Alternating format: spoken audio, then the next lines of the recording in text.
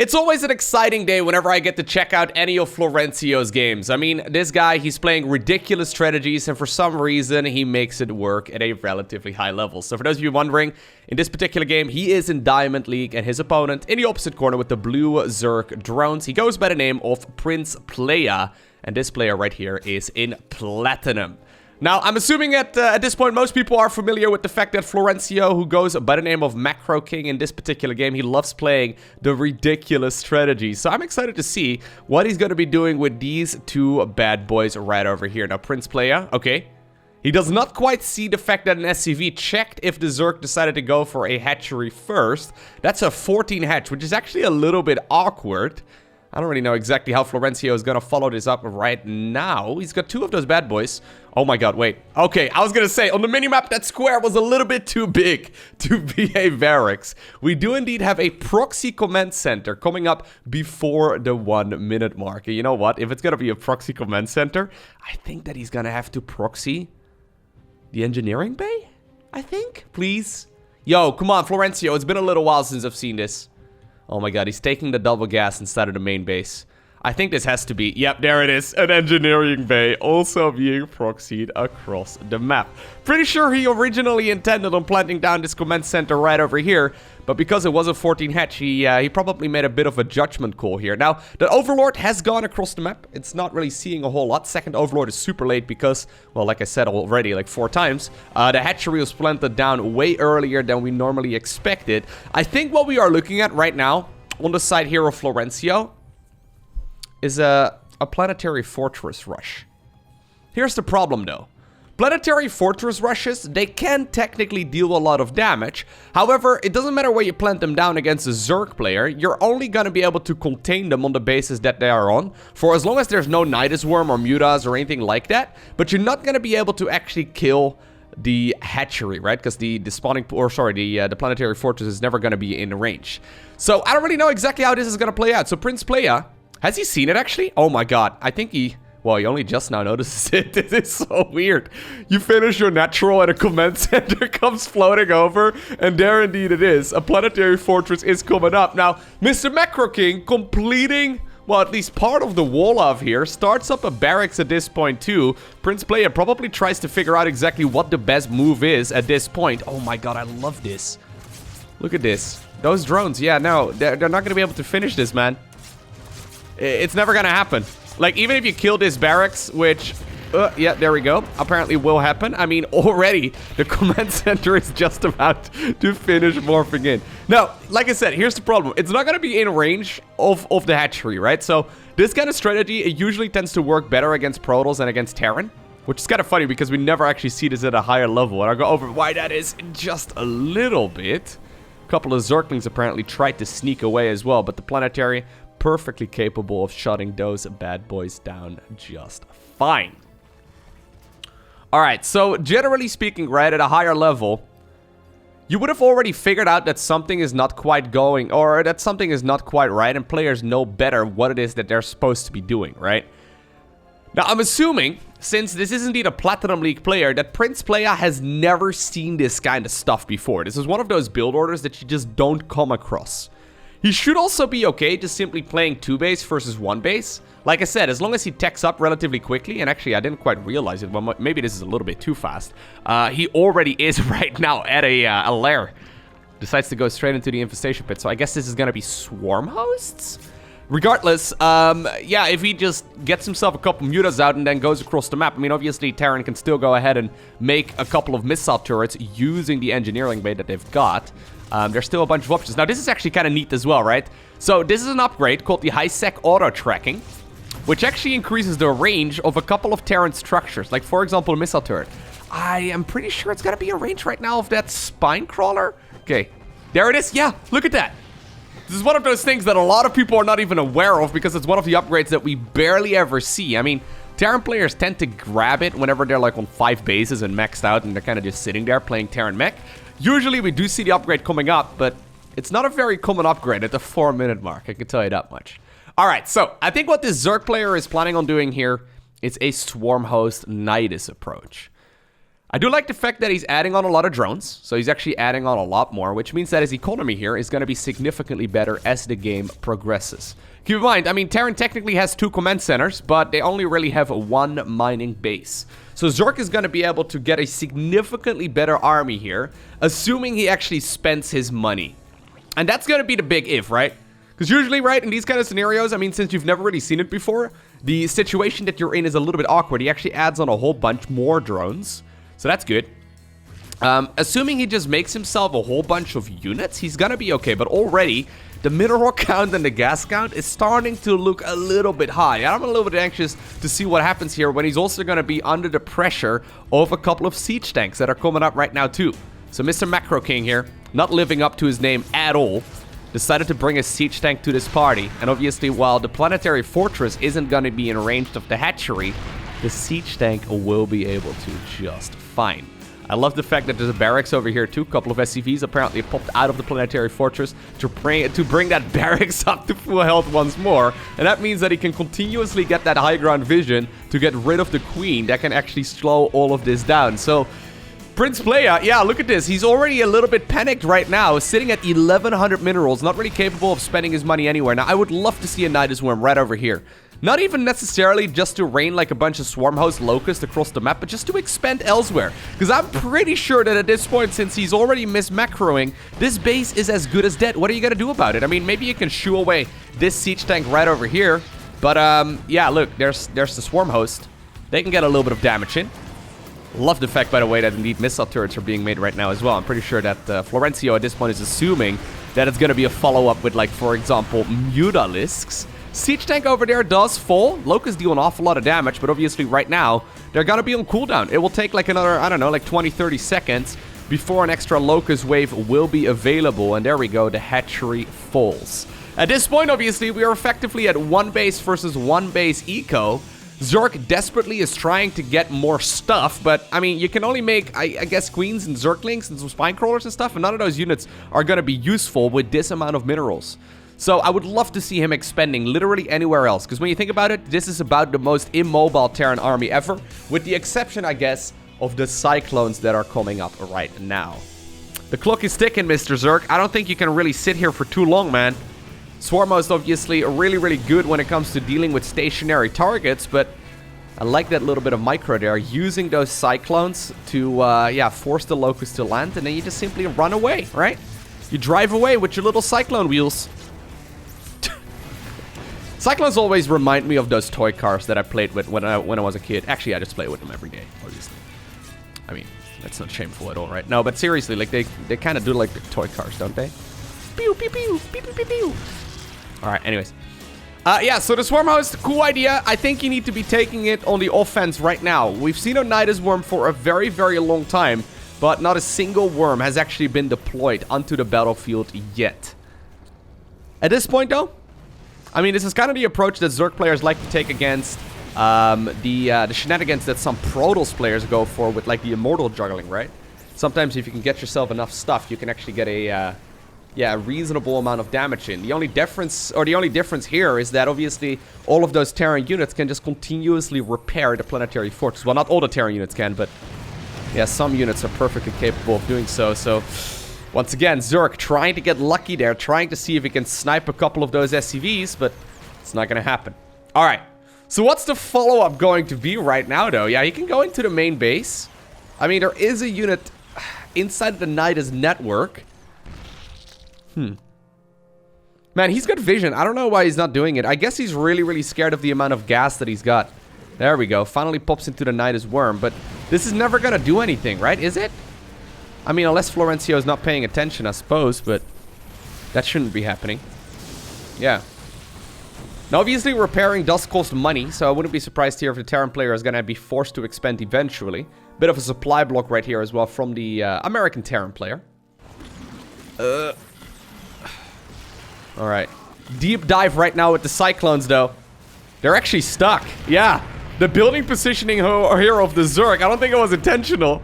But the spawning pool over there in the back apparently now allowed the Zerg to kill all of the Cyclones. And this does create a little bit of breeding room. But already, look at this, right? We're sitting at 3,000 minerals. Command center taken in the top right-hand corner because this is what Florencio does. Once again, a big wave, but I don't think he can go after the planet. Oh my god, he really wants to kill the planetary. Yeah, this hurts a little bit. Okay, maybe he can get it now, right? Maybe you can get it now. There it is. All right, once you get rid of the SCVs, this is significantly easier to break. So at this point, he's going to be able to break out of his own main base. I really would love to see him retake that expansion, because he really needs it.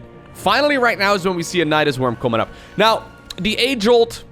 oh my god, he's actually looking around the map with a Cyclone and also a siege tank. But the age-old answer, right, when you're under a lot of pressure, sometimes the best defense is to go on the offense. I feel like he could have gone with this Nidus Worm approach quite a little while ago, and it probably would have been able to actually force the Terran to spend a lot more attention at home, and maybe even cycle some of those units home again as well. This is awkward now too, man. What are you gonna do with these? Oh my god, Nidus Worm is dead. Are you just gonna... Oh my god. Oh, that's painful. Yeah, you get one Cyclone there, but now... Alright. Well, that helps. Truth be told, I do think, and this expo is never gonna go up. There's even a backup block right now. Truth be told, though, swarm hosts are absolutely phenomenal when the opponent is at a small amount of supply, right? So generally speaking, I think the cutoff point where swarm hosts kind of lose their effectiveness is when the opponent goes up to, say, like 140 to 160 or so supply. Now, obviously, a one-base Terran is not going to have that much stuff.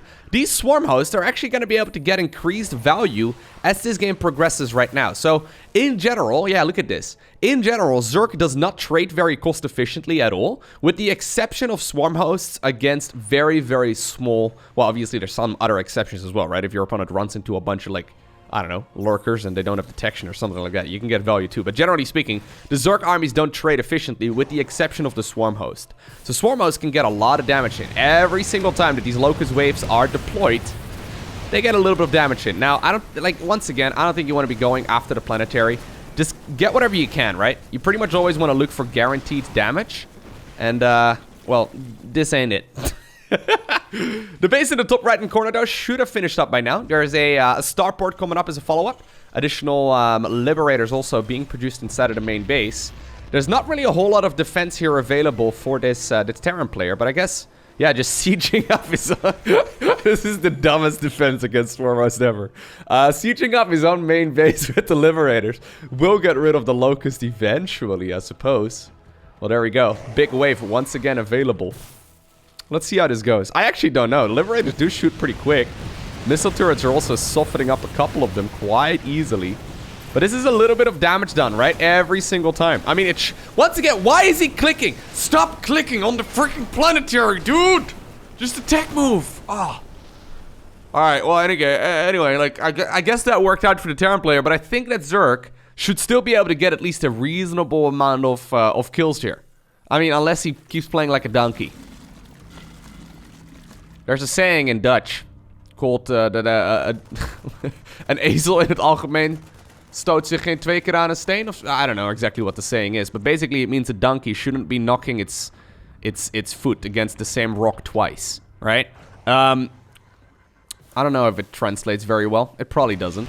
You can actually use the Liberators as well, sieged up. Or unsieged, rather. Not bad at all. Anyways, he's making the same mistake now 17 times in a row already. Really thinks he's going to be getting the Planetary this time around, and he apparently will be right now. Oh my god, no! Oh, what? Oh. See, like, this is the donkey breaking its leg against, you know, that same rock 17 times right now. There's probably an English equivalent. Hold up. Wait a second. I just looked it up, and it says the English equivalent is once bitten, twice shy? Kill me once, shame on you. Kill me twice, shame on me. Yeah, it's something along those lines. Well, here you go. There's your Dutch lesson for the day. Anyhow, let's see how this game progresses. Of course, this is Florencio we're talking about, right? Florencio's favorite way of expanding is in one of the corners of the map. Oh my god, wait. He's following... The SCV bait! Oh my god! The SCV bait there. It's beautiful. This is kind of nasty, guys. Anyways, he is following us up right now with a Planetary, or not a Planetary, with a, well, you already had those, with a Battle Cruiser. Battle Cruisers and Planetaries. Name a more iconic duo. Here come the SCVs again. They don't need to mine their own base. They can just go and, well... yeah, okay, I was gonna say, I think they were supposed to be attacking here. Liberators are not a good counter against Swarmos, man. Unless unless they just walk into it. Sure, yeah. Okay, well, here we go. Swarm Hose wave once again. I think you can actually use the Liberators just fine, man. I don't think you need to siege up. I think you can just fight him. Like, Liberators actually deal a good amount of siege damage. Here we go. Oh, he actually forced the units now get it. Oh, is he gonna get it? Oh my god, he's gonna get it, isn't he? Oh, there it is. Alrighty, guys. So the donkey has broken all 7 of its legs. Wait, but it finally, you know, figured it out.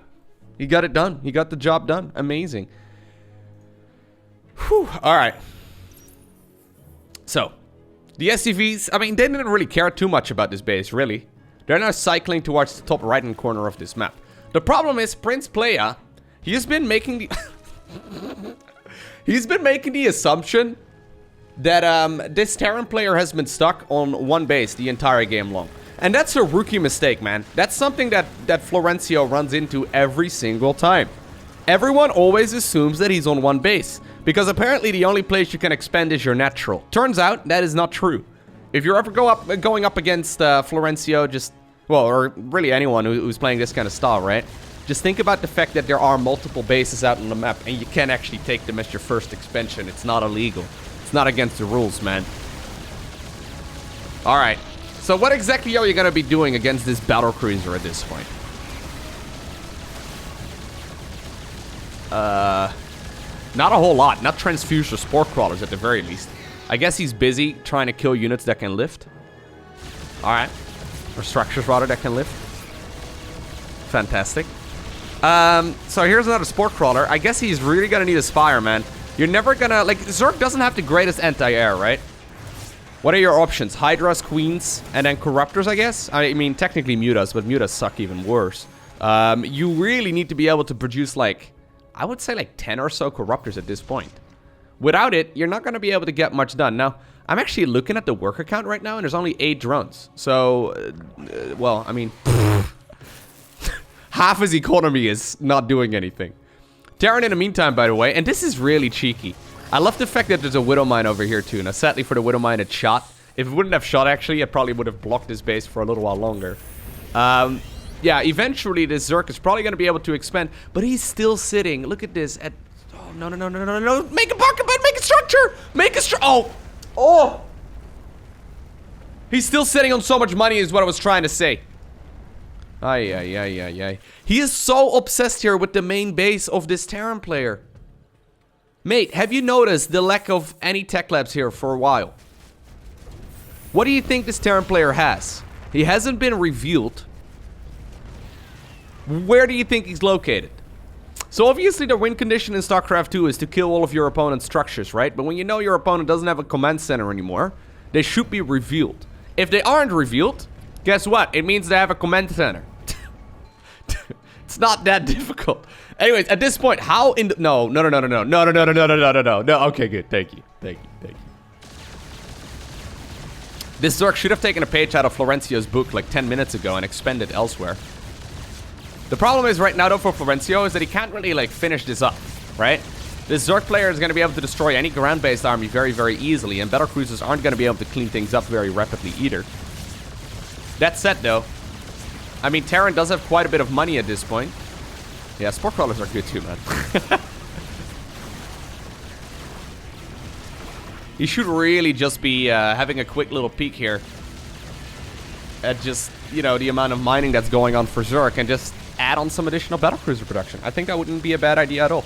Now, can we have a look real quick at the vision here of the Zerg? So this is what the Zerg is seeing at this point.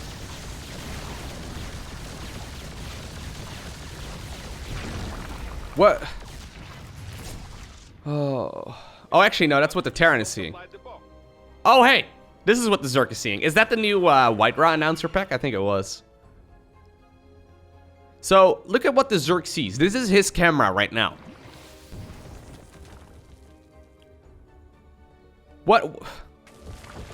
What's he doing? This is your scouting? Wait, hold up. This is what you're gonna be scouting with? Alright, it wouldn't have been my choice. I'll be honest with you, I would... Look at this SCV stopping the scout. It wouldn't have been my unit of choice to do any scouting. But I guess it can't be hit by a Widow Mine, right? So there's that. It's a little bit different. Big Swarm Host wave once again coming up. This time around is going to go after the factory. That's been cause for problems for a long time. Kills one Hellion, kills one Tech Lab. Could have done that with 2 of those Locusts instead. Anyways, here we go. Prince Playa. I want to see his vision again. Okay, so here's his vision. Come on, dude. Look at your Spore Crawler. He hasn't actually looked at it. I mean, he can see it on the mini-map. Bro, can you... He's sending Zerglings everywhere. Bro, you can literally...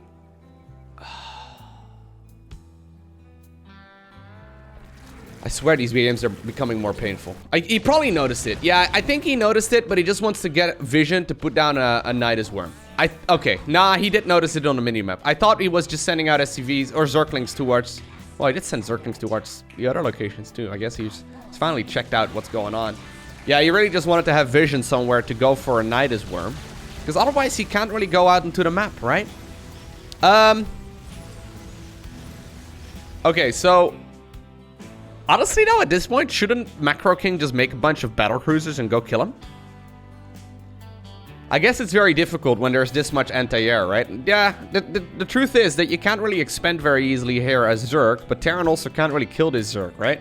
Because there's a lot of Queens, there's a lot of Transfuse, there's a lot of energy in general.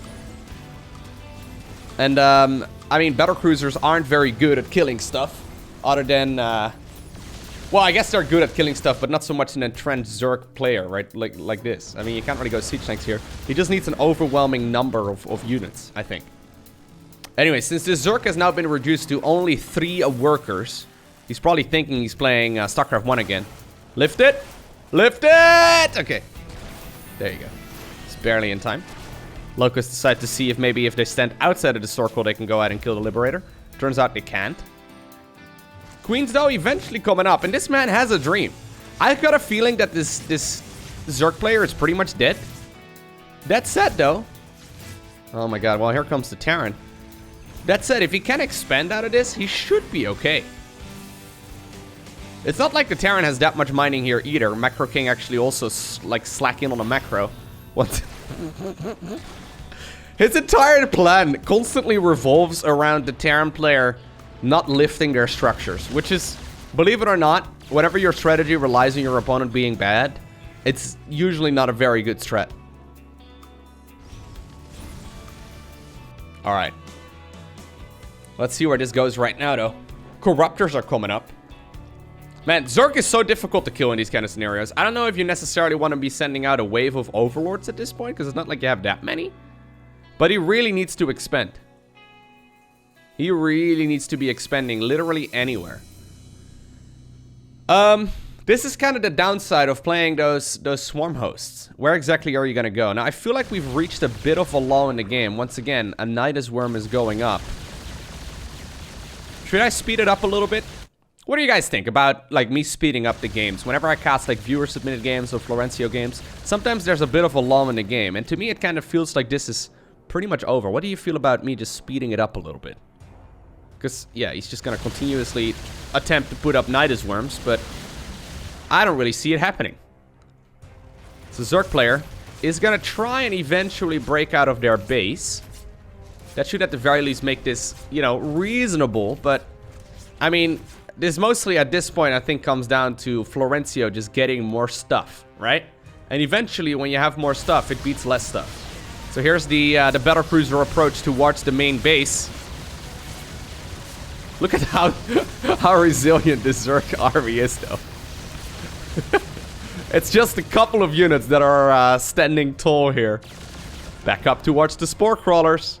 This battlecruiser is going to need to be repaired. He doesn't have that much gas. I actually really would like to see Terran expend somewhere else as well. Because he's had full map control here for quite some time, but... Alright. I think at this point it mostly comes down to preventing Zerg from ever expending. and then rinsing and repeating, right? This is actually still a surprisingly close 1 base versus 1 base. At this point, if the Zerg manages to deploy one of these worms... Oh my god, well, he's gonna get this one up for sure. He can actually get some value in. Well, he used... Where did he use the Locust? What do you mean? Why are these Locusts not available? Oh my god, now... Oh, dude. He probably used it on, like, this freaking factory again. That's been the master at baiting so far, man. Look at it. It's constantly... Like, this guy, it doesn't show the number. But this guy is single-handedly responsible for soaking up, like, a gajillion Locust. That's a number. And it's... Well, it's not the correct number. But it is a number. Factually, that statement was correct. Alright, so here come the battle cruisers again. Looks like they took a bit of a detour. They're gonna be able to... Ooh. Now use their Yamato guns. Oh my god! Oh my god! Wait a second! Oh my god! Hold up. Is that what I think it was? Okay, so this is right when the battle cruisers approach. Look at the supply count. Oh! So, when you kill both the mouth as well as the ass of the Nidus worm, that's the best way to describe it, okay? All of the units inside of it actually die.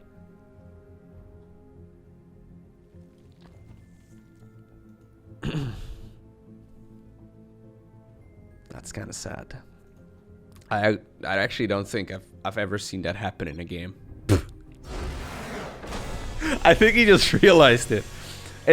He took like 30 seconds to process that situation, but yep, he found out the hard way eventually.